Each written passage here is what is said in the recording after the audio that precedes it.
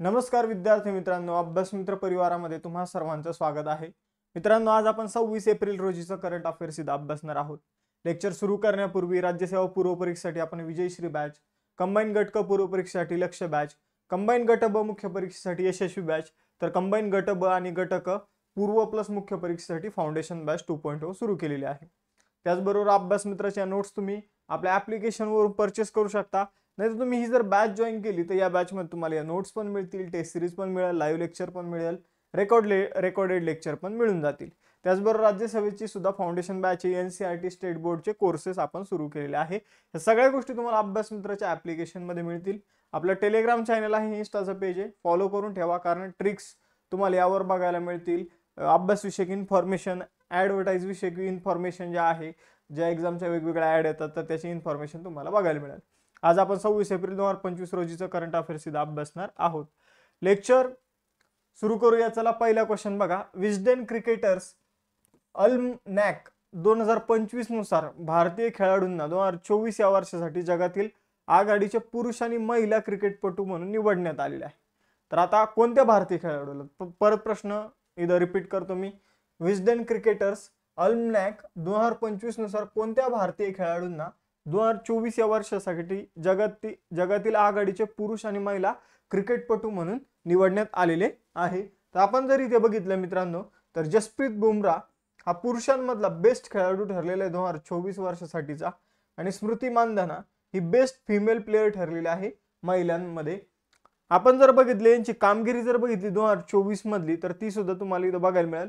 जसप्रीत बुमराहने 15 पेक्षा कमीच्या सरासरीने कसोटी क्रिकेटमध्ये 2024 या वर्षामध्ये 71 विकेट घेतलेल्या आहे. ठीक आहे, आणि 200 कसोटी क्रिकेटचा जो टप्पा आहे तो सुद्धा त्याने पूर्ण केलेला आहे. त्यामुळे त्याला हा जगातील आघाडीचा पुरुष क्रिकेटपटूचा पुरस्कार जो आहे तो विस्डेन या संस्थेमार्फत देण्यात आलेला आहे.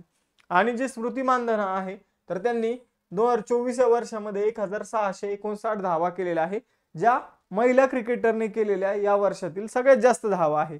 त्याचबरोबर ओडीआय क्रिकेटमध्ये त्यांनी 4 शतकं जी आहे ती झळकवलेली आहे. आता बघा, क्रीडा विषयक घडामोडीचा आपण अभ्यास केला, मग क्रीडा पुरस्कार सुद्धा आपण इथे बघूया. मेजर ध्यानचंद खेलरत्न पुरस्कार मनू भाकर, डी गुकेश, हरमनप्रीत सिंग आणि प्रवीण कुमार यांना मिळालेला आहे. मनू भाकर नेमबाजीशी संबंधित व्यक्तिमत्व आहे, डी गुकेश बुद्धिबळ, हरमनप्रीत सिंग हॉकी आणि प्रवीण कुमार पॅरा ॲथलीट आहे. मियामी ओपन चॅम्पियनशिप 2025 स्पर्धेमध्ये महिला एकेरीचं विजेतेपद कोणी जिंकलं? तर मियामी ओपनच्या 2025 स्पर्धेमध्ये अरिना सबलेंका, जी बेलारुसची खेळाडू आहे, तिने या स्पर्धेचं विजेतेपद जिंकलं. आणि पुरुषांमध्ये जेकब मेन्सिक याने विजेतेपद जिंकलेलं आहे. खेलो इंडिया पॅरा गेम्स 2025 विजेता कोण राहिलेला आहे? तर हरियाणा याने खेलो इंडिया पॅरा गेम्स 2025 जिंकलेला आहे. महिला प्रीमियर लीग 2025 मध्ये कोणी जिंकली? तर मुंबई इंडियन्सने जिंकलेली आहे. दिल्ली कॅपिटल्सचा त्यांनी पराभव केलेला आहे. इंडियन ओपन 2025 स्क्वॉश पुरुष एकेरी विजेता कोण राहिलेला आहे? तर करीम एल टॉनिक आणि महिलांमध्ये अनाहत सिंह. 41वा स्पॅनिश सुपर कप जो आहे तर त्याचा विजेता कोण राहिलेला आहे? तर स्पॅनिश सुपर कप जिंकलेला FC बार्सिलोनाने. त्यानंतर खेलो इंडिया हिवाळी गेम्स जे आहे तर हे कोणी जिंकलेले आहे? तर खेलो इंडिया हिवाळी गेम्स भारतीय सेनेने जिंकलेले आहे. यानंतर पुढे जाऊया. दुसरा क्वेश्चन. एप्रिल 2024 मध्ये केंद्रीय पुरातत्व सल्लागार मंडळाची 38वी बैठक कुठे आयोजित करण्यात आली? तर बघा, कोणी आयोजित केली, कुठे नाही तर कोणी आयोजित केली. तर बघा मित्रांनो, केंद्रीय पुरातत्व सल्लागार मंडळ काय आहे? तर तुम्हाला ASI माहित असेल. ठीक आहे, ASI नावाची संस्था, पुरातत्व विभाग आपला माहित असेल. ठीक आहे, आर्किओलॉजिकल सर्व्हे ऑफ इंडिया असा याचा फुल फॉर्म आहे. मग या आर्किओलॉजिकल सर्व्हे ऑफ इंडियाचे जे अध्यक्ष आहे यदुवीर सिंह यांनीच केंद्रीय पुरातत्व सल्लागार मंडळाची 38वी बैठक जी आहे त्यांनी आयोजित केली होती. ठीक आहे, तर यदुवीर सिंह हे याचं उत्तर असणार आहे. ASI काय काम करतं? तर वेगवेगळे पुरातत्व स्थळ जे आहे ते शोधण्याचं काम करतं. आणि केंद्रीय पुरातत्व सल्लागार मंडळ जे आहे तर त्यांच्या बैठकीत नेमकं काय काम केलं? तर ते पुरातत्व स्थळांविषयी जे आहे तर ते चर्चा डिस्कशन केलं जातं. कुठं संशोधन करायचं, कुठपर्यंत काही संशोधन आलेलं आहे तर त्याविषयी चर्चा केली जाते. यदुवीर सिंह यांनी ही बैठक आयोजित केली होती. ते ASI चे महासंचालक आहे, हे तुम्हाला लक्षात ठेवायचं आहे. तर आपण जर बघितलं तर यदुवीर सिंह यांनी ही बैठक जी आहे ती नवी दिल्लीमध्ये 23 एप्रिल रोजी आयोजित केली होती. पुरातत्व शास्त्राशी संबंधित विषयांवर चर्चा करणं आणि भारतीय सांस्कृतिक वारशाच्या संवर्धनासाठी सूचना देणं हा या बैठकीचा मुख्य उद्देश होता. आपण जर बघितलं तर आर्किओलॉजिकल सर्वे ऑफ इंडिया विषयी जाणून घ्यायचं झालं तर भारतीय पुरातत्व जे काही संशोधन आहे, ठीक आहे, जे काही प्राचीन गोष्टीचं जे काही शोध आहे तर ते घेण्याचं काम ही पुरातत्व संस्था करत असते, आर्किओलॉजिकल सर्वे करत असतो. 1861 ची स्थापना आहे. नवी दिल्लीमध्ये मुख्यालय आहे. सध्याचे अध्यक्ष यदुवीर सिंह आहे. ASI चे पहिले महासंचालक होते अलेक्झांडर कॅनिंगहम. आपण जर बघितलं तर हडप्पा संस्कृती, त्याचबरोबर हडप्पा संस्कृतीच्या काळात जी काही स्थळं शोधण्यात आलेली आहे, राखी गडी म्हणा, लोथल, ठीक आहे, तर ही सगळी स्थळं कोणी शोधलेली आहे तर या आर्किओलॉजिकल सर्वे ऑफ इंडियाने शोधलेली आहे. यानंतर तिसरा क्वेश्चन, योगजोम दिवस 2025 जो आहे तो कधी सेलिब्रेट करण्यात आला? तर योगजोम दिवस जो आहे तो 23 एप्रिल रोजी सेलिब्रेट करण्यात आला. बघा आता योगजोम दिवस काय आहे तर बघा, अँग्लो मणिपूर युद्ध जे आहे, अँग्लो मणिपूर म्हणजे इंग्रज, ब्रिटिश आणि मणिपूरचे जे काही सैन्य होते, ठीक आहे, तर त्यांच्यामध्ये एक युद्ध झालं होतं 1891 साली खोंगजोम या ठिकाणी. कुठं होतं? खोंगजोम या ठिकाणी. तर या ठिकाणी ब्रिटिशांविरुद्ध एकदम शौर्याने लढा दिला होता मणिपूरच्या सैनिकांनी. त्याच्या स्मरणार्थ खोंगजोम दिवस जो आहे तो सेलिब्रेट केला जातो. यानंतर कोणत्या देशाने एप्रिल 2025 मध्ये जगातील पहिले thorium molten salt nuclear reactor जे आहे ते लॉन्च केलेलं आहे? तर थोरियम, आता बघा अणुऊर्जा जी आहे मित्रांनो, अणुऊर्जा, तर अणुऊर्जा जी आहे ती तयार कशी केली जाते तर त्यासाठी आपण जर बघितलं तर काही एलिमेंट्सचा वापर केला जातो, जसं की युरेनियम, ठीक आहे, युरेनियम, थोरियम, ठीक आहे, तर यांचा वापर केला जातो. मग आपल्याकडे मोस्टली युरेनियम याचा वापर करून ऊर्जा जी आहे ती तयार केली जाते. मग आता चायनाने फर्स्ट टाइम काय केलेलं आहे तर जगातील पहिला thorium molten salt nuclear reactor बनवलेला आहे. तर याचा अर्थ मी तुम्हाला समजून सांगतो. बघा, जिथं अणुऊर्जा बनवली जाते, ॲटॉमिक एनर्जी जिथं डेव्हलप केली जाते, ठीक आहे, तर तिथं मोस्टली युरेनियमचा वापर केला जातो. आणि जेव्हा अणुऊर्जा बनवली जाते तेव्हा रेडिओ ऍक्टिव्ह जे काही एलिमेंट्स असतात ते आजूबाजूला पसरत असतात, ठीक आहे. आपण जर बघितलं तर रेडिएशन पसरत असतं. आणि त्याचबरोबर आपल्याला जर ती ऊर्जा निर्माण करणारी चेन जर थांबवायची असेल तर त्यासाठी आपल्याला हेवी वॉटर म्हणजे पाण्याचा, जड पाण्याचा तिथे वापर केला जातो. पण हे जे काही thorium molten salt nuclear reactor जे आपण बोलतोय हे पहिल्यांदा चायनाने बनवलेलं आहे, जगातील पहिलं. तर ते जर बघितलं, याचं उत्तर चायना असणार आहे. तर चायनाने जे बनवलेलं आहे तर इथं थोरियमचा वापर करून अणुऊर्जा बनवली जाईल. दुसरा इथं महत्वाचा मुद्दा म्हणजे की थोरियमचा वापर करून जी अणुऊर्जा बनवली जाईल त्याची जी चेन रिॲक्शन असेल ती थांबवण्यासाठी पाण्याऐवजी जे सॉल्ट आहे म्हणजे लिक्विड सॉल्ट जो आहे तर त्याचा वापर केला जाईल. आणि त्याचबरोबर जर बघितलं तर इथं रेडिएशन कमी प्रमाणात बाहेर पडतं, ठीक आहे. तर युरेनियमच्या जागी जर थोरियमचा वापर केला तर रेडिएशन जे आहे टाकाऊ पदार्थाच्या स्वरूपात, कमी स्वरूपात आपल्याला बाहेर पडताना दिसतं. तर एवढा महत्वाची इन्फॉर्मेशन होती ती आता आपण इथं बघितलेली आहे. सगळ्या गोष्टी बघितलेल्या आहे. चीनचे जी गोबी वाळवंट आहे त्यामध्ये त्यांनी हा रिएक्टर जो आहे तो बसवलेला आहे. युरेनियमपेक्षा सुरक्षित, सुलभ आणि टिकाऊ आण्विक इंधन जे आहे ते थोरियमला मानलं जातं. आपल्या देशात पण जवळपास 1.03 मिलियन थोरियमचा साठा आपल्या देशामध्ये आहे. 1.03 मिलियन टन थोरियमचा साठा आपल्या देशामध्ये आहे, एवढं लक्षात ठेवायचंय. चीन जो आहे तो आशिया खंडात येतो. बीजिंग राजधानी आहे. रेनबिन चलन आहे, त्याला युआन म्हटलं तर. शी जिनपिंग राष्ट्राध्यक्ष आहे. अधिकृत भाषा मॅन्डरिन आहे. क्षेत्रफळाच्या दृष्टीने थर्ड लार्जेस्ट कंट्री आहे चायना. भारत आणि चीनमध्ये मॅकमोहन रेषा आहे.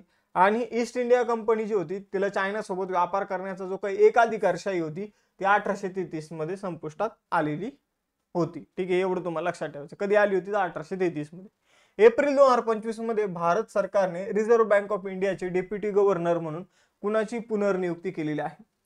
तर आरबीआयचे गव्हर्नर म्हणून पुनर्नियुक्ती करण्यात आलेली टी रविशंकर यांची. तर टी रविशंकर आरबीआयचे इथं डेप्युटी गव्हर्नर म्हणून पुन्हा त्यांची नियुक्ती करण्यात आलेली आहे. 1 वर्षाच्या कालावधीसाठी त्यांची नियुक्ती ही करण्यात आलेली आहे. आरबीआय जे आहे तिचे 1934 च्या कायद्यानुसार 1 एप्रिल 1935 मध्ये स्थापना करण्यात आलेली आहे. मुंबईमध्ये मुख्यालय आहे. 1 जानेवारी 1949 ला आरबीआयचं राष्ट्रीयकरण झालं होतं. सध्याचे जे गव्हर्नर आहे ते आहे Sanjay Malhotra. Sir Osborne Arkel Smith हे पहिले गव्हर्नर होते, पहिले भारतीय गव्हर्नर होते. सी.डी. देशमुख, चिंतामण द्वारकानाथ देशमुख. आपण जर बघितलं तर आरबीआयच्या स्थापनेची शिफारस यंग हिल्टन कमिशनने केली होती. आरबीआयचे सगळ्यात जास्त काळ गव्हर्नर राहिलेले बेनेगल रामाराव. त्यानंतर जर बघितलं तर भारताचे पंतप्रधान डॉक्टर मनमोहन सिंह यांनी आरबीआयचे गव्हर्नर म्हणून सुद्धा काम केलेलं आहे. त्यानंतर कोणत्या संस्थेने 7th जनरेशनचा 7व्या पिढीतील कृत्रिम बुद्धिमत्ता AI आर्टिफिशियल इंटेलिजन्स चिप जो आहे आयर्न वूडचे अनावरण केलेलं आहे? तर प्रश्न समजून घेऊया की कोणत्या संस्थेने 7व्या पिढीतील कृत्रिम बुद्धिमत्ता चिप आयर्न वूड किंवा आपण याला 7th generation artificial intelligence chip Ironwood म्हणून सुद्धा बोलू शकतो. तर आयर्न वूड चिप कोणी बनवलेली आहे? तर ही चिप बनवलेली आहे गुगलने. ठीक आहे. तर आर्टिफिशियल इंटेलिजन्स तुम्हाला नवीन नवीन AI मॉडेल दिसत असेल जसं की ChatGPT आहे. ठीक आहे. त्यानंतर गुगलचं जेमिनाय आहे. त्याचबरोबर जर बघितलं तर चायनाने सुद्धा अलीकडे एक डेव्हलप केलेलं आहे ज्यामुळे बऱ्याचशा अमेरिकन कंपन्यांचे शेअर सुद्धा पडले होते. ठीक आहे. तर असे जे काही AI मॉडेल असतात मित्रांनो, तर ते चालवण्यासाठी वेगवेगळे चिप जे आहे ते डेव्हलप केले जात आहे. जसं गुगलचं जेमिनी AI मॉडेल आहे, तर त्याला व्यवस्थित चालवण्यासाठी आयर्न वूड नावाची चिप जी आहे ती गुगलने डेव्हलप केलेली आहे. यानंतर एप्रिल 2025 मध्ये पारंपरिक कारागिरांच्या विकासासाठी कोणत्या राज्याने कलेंगनार केविनाई थिट्टम योजना सुरू केलेली आहे? तर बघा, पारंपरिक कारागिरांसाठी केंद्र सरकारने सुद्धा एक योजना सुरू केलेली आहे, तर ती आहे विश्वकर्मा योजना. तशीच योजना जी आहे ती तमिळनाडू सरकारने सुरू केलेली आहे, कलेंगनार कविनाई थिट्टम योजना. ठीक आहे. तर पारंपरिक कारागीर जे असणारे जवळपास 25 पारंपरिक कारागीर जे असणारे, जिथं हस्तकलाशी संबंधित हे कारागीर असणारे, तर यांना इथं सहाय्य जे आहे समजून घे, त्यांना लागणारी यंत्र, ठीक आहे, पैशाची मदत जी आहे ती इथं उपलब्ध करून दिली जाणार आहे. तर केंद्र सरकारच्या PM विश्वकर्मा योजनेला पर्याय म्हणून ही योजना जी आहे ती सुरू करण्यात आलेली आहे. 19 एप्रिल 2025 रोजी कांचीपुरम येथे मुख्यमंत्री AK स्टॅलिन यांनी ही योजना सुरू केलेली आहे. तमिळनाडूची निर्मिती 1 नोव्हेंबर 1956 ला झाली. चेन्नई राजधानी आहे. ठीक आहे. सध्याचे मुख्यमंत्री आहे MK स्टॅलिन, मुदुवेल करुणिधी स्टॅलिन, आणि उपमुख्यमंत्री आहे उदयनिधी स्टॅलिन. राज्यपाल आहे आर्यन रवी. लोकसभेचे 39, राज्यसभेच्या 18, तर विधानसभेचे 234 जागा आहे. ठीक आहे. राज्यपक्षी पन्ना कबूतर, राज्यप्राणी निलगिरी तहर यावर प्रश्न विचारण्यात येतो. त्यानंतर राज्य फळ जे आहे ते जॅकफ्रूट फणस आहे. त्यानंतर तमिळनाडूच्या शेजारी 3 राज्य आहे, आंध्र प्रदेश, केरळ, कर्नाटक. ठीक आहे. तमिळनाडूमध्ये महत्वाची काही बंदर आहे जसे की चेन्नई, तुतीकोरीन आणि एन्नोर. 3 प्रमुख मोठी बंदर तमिळनाडूमध्ये आपल्याला बघायला मिळतात. 8वा क्वेश्चन, एप्रिल 2025 मध्ये युनेस्कोने त्यांच्या यादीत 16 नवीन ग्लोबल जिओ पार्क समाविष्ट केलेले आहे. मग आता एकूण जागतिक जिओ पार्कची संख्या किती झालेली आहे? तर युनेस्कोने काय केलेलं आहे, तर असे काही झोन असतात त्यांना ते जिओ पार्क नाव देतात, ज्यामध्ये आपल्याला जो काही नैसर्गिक साधन संपत्ती म्हणूया किंवा जंगल म्हणूया किंवा चांगला पर्यटनाच्या दृष्टीने एकदम सुंदर अशी ठिकाणं म्हणूया, त्यांना जिओ पार्क म्हणून दर्जा जो आहे तो युनेस्कोच्या माध्यमातून दिला जातो. आणि आता अलीकडे 16 नवीन स्थळांना दर्जा दिला, त्यामुळे जगातली टोटल जिओ पार्कची संख्या जी आहे ती 229 वर पोहोचलेली आहे. ठीक आहे. आता जगातले हे 229 जिओ पार्कचं जे काही टोटल क्षेत्रफळ आहे ते 8,55,000 चौरस किलोमीटर एवढं झालेलं आहे. हे क्षेत्रफळ जवळपास नामिबिया या देशाच्या क्षेत्रफळाच्या बरोबर आहे, एवढं आपल्याला लक्षात ठेवायचं आहे. त्यानंतर युनेस्को विषयी इन्फॉर्मेशन आपल्याला परीक्षेमध्ये विचारले जाऊ शकते. पहिले तर full form United Nation Educational Scientific and Cultural Organization असा याचा फुल फॉर्म आहे. मग युनायटेड नेशनची एक महत्वाची संस्था आहे. 16 नोव्हेंबर 1945 ला स्थापना करण्यात आलेली आहे. पॅरिस फ्रान्समध्ये मुख्यालय आहे. अँद्रे एन्झोले हे महासंचालक आहे. युनेस्कोच्या जागतिक वारसा स्थळांची यादीत भारतातील किती स्थळ आहे तर 43 आहे. त्यानंतर युनेस्कोने इंदोर आणि उदयपूरला पाणथळ शहर म्हणून मान्यता दिलेली आहे. युनेस्कोने पश्चिम बंगालला सर्वोच्च वारसा पर्यटन स्थळ म्हणून घोषित केलेलं आहे. आणि युनेस्कोच्या यादीत कोझिकोडे हे भारतातील पहिलं साहित्य शहर म्हणून घोषित करण्यात आलेलं आहे. यानंतर एप्रिल 2025 मध्ये जगातील पहिला ह्युमनॉइड रोबोट हाफ मॅरेथॉन कुठे आयोजित करण्यात आली? तर ह्युमनॉइड रोबोट काय असतो, तर माणसासारखा दिसणारा जो रोबोट असतो त्याला ह्युमनॉइड रोबोट असं म्हटलं जातं. मग आपण जर बघितलं तर IPLच्या आता मॅचेस चालू आहे त्यामध्ये कुत्र्यासारखा रोबोट आहे, ठीक आहे. तर तसंच माणसासारखा रोबोट असेल तर त्याला ह्युमनॉइड रोबोट असं म्हटलं जाईल. आणि ह्युमनॉइड रोबोट प्लस इथं माणसं यांची जी मॅरेथॉन आहे ती बीजिंग चायनामध्ये आयोजित करण्यात आलेली आहे. यामध्ये जर आपण बघितलं तर ह्युमनॉइड रोबोटिक्सची प्रगती कुठपर्यंत आलेली आहे हे दाखवण्यासाठी ही स्पर्धा आयोजित करण्यात आली होती. यामध्ये जर बघितलं तर तियांगोंग अल्ट्रा नावाचा जो रोबोट होता त्याने ही जी काही मॅरेथॉन ही 2 तास 40 मिनिटात कंप्लीट केली. तर मानवाने म्हणजे माणसाने ही स्पर्धा जी आहे ठीक आहे मानवी विजेत्याने 1 तास 2 मिनिटात ही शर्यत कंप्लीट केलेली आहे, ठीक आहे. तर ह्युमनॉइड रोबोट्स मी काय याचा अर्थ मी तुम्हाला ऑलरेडी सांगितलेला आहे.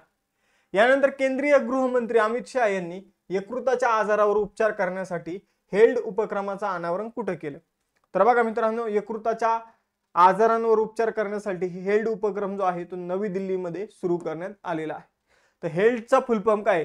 Healthy Liver Education and Alcohol Associated Liver Disease Prevention असा याचा पूर्ण फुल फॉर्म आहे, ठीक आहे. तर हेल्ड आपण जर बघितलं तर उपक्रम जो आहे तर तो यकृत दिन जो होता 19 एप्रिल रोजी त्या दिवशी केंद्रीय गृहमंत्री अमित शहा यांनी institute of liver and biliary science Navi Delhi येथे हेल्ड इनिशिएटिव्हचं अनावरण केलेलं आहे. 11वा क्वेश्चन, कोणत्या राज्य किंवा केंद्रशासित प्रदेशात भारतीय लष्कराने ऑपरेशन टिक्का अंतर्गत घुसखोरी प्रयत्न हाणून पाडला आहे? तर तुम्हाला माहित असेल अलीकडे जम्मू काश्मीरमध्ये काय करण्यात आलं होतं, दहशतवाद्यांनी बरेचशा लोकांना पर्यटकांना काय केलं होतं, टार्गेट केलं होतं. मग त्यासाठी हे दहशतवादी परत भारतामध्ये घुसू नये यासाठी जम्मू काश्मीरमध्ये ऑपरेशन टिक्का सुरू करण्यात आलेलं आहे. या ऑपरेशन अंतर्गत उरी नाला जो भाग आहे जम्मू काश्मीरचा त्या भागामध्ये दहशतवाद्यांचा घुसखोरीचा प्रयत्न सुरू होता जो लष्कराने हाणून पाडलेला आहे, ठीक आहे. तर अनंतनाग जिल्ह्यातील पहलगम या ठिकाणी पर्यटकांवर काय करण्यात आलं होतं तर हल्ला करण्यात आला होता दहशतवाद्यांच्या माध्यमातून. पुढचा question, global trade outlook and statistic नुसार वर्ल्ड ट्रेड ऑर्गनायझेशन द्वारे प्रसिद्ध केलेल्या अहवाल 2025 नुसार जागतिक व्यापारात अंदाजित घट किती आहे? तर 2024च्या तुलनेत 2025 मध्ये जागतिक व्यापारामध्ये किती घट होऊ शकते? जो अहवाल जो आहे तो global trade outlook and statistic नावाने वर्ल्ड ट्रेड ऑर्गनायझेशनच्या माध्यमातून प्रसिद्ध झालेला आहे. तर वर्ल्ड ट्रेड ऑर्गनायझेशन संस्था आहे त्यांनी global trade outlook and statistic नावाने एक अहवाल प्रसिद्ध केलेला आहे. या अहवालानुसार जागतिक व्यापारात 2025 मध्ये 0.2% घट होणार आहे असं इथं प्रेडिक्ट करण्यात आलेलं आहे. आणि जर खूपच परिस्थिती खराब झाली तर ही घट 1.5% पर्यंत जाऊ शकते. नॉर्मल राहिलं तर 0.2% ची घट आपल्याला जागतिक व्यापारामध्ये बघायला मिळेल. त्यानंतर 2 टेस्ट क्वेश्चन तुम्हाला, thorium molten salt nuclear reactor जगातील पहिलं कुठं लॉन्च झालेलं हे तुम्हाला सांगायचंय आणि कोणत्या राज्य किंवा केंद्रशासित प्रदेशामध्ये आपण ऑपरेशन टिक्का सुरू केलेले हे तुम्हाला सांगायचे. त्याचबरोबर आपल्या बॅचेस आहे राज्यसेवा पूर्व परीक्षेसाठी विजयश्री बॅच, कंबाईन घटक पूर्व परीक्षेसाठी लक्ष बॅच, कंबाईन घटक ब मुख्य परीक्षेसाठी यशस्वी बॅच, कंबाईन घटक ब आणि घटक परीक्षेसाठी फाउंडेशन बॅच 2.2 या आपण सुरू केलेले बॅचेस आहे. या बॅचेस साठी तुम्हाला आपला अभ्यास मित्राचा ऍप डाउनलोड करावा लागेल. या बॅचेस मध्ये तुम्हाला अभ्यास मित्राच्या नोट्स मिळतील. या नोट्स तुम्ही सेपरेट सुद्धा परचेस करू शकता, ठीक आहे. त्याचबरोबर आपला टेलिग्राम चॅनल इंस्टाचं पेज याला सुद्धा फॉलो करा. मग थांबूया मित्रांनो, आपण इथं लेक्चर आवडला असेल लेक्चरला लाईक, चॅनलला सबस्क्राईब करायला विसरू नका.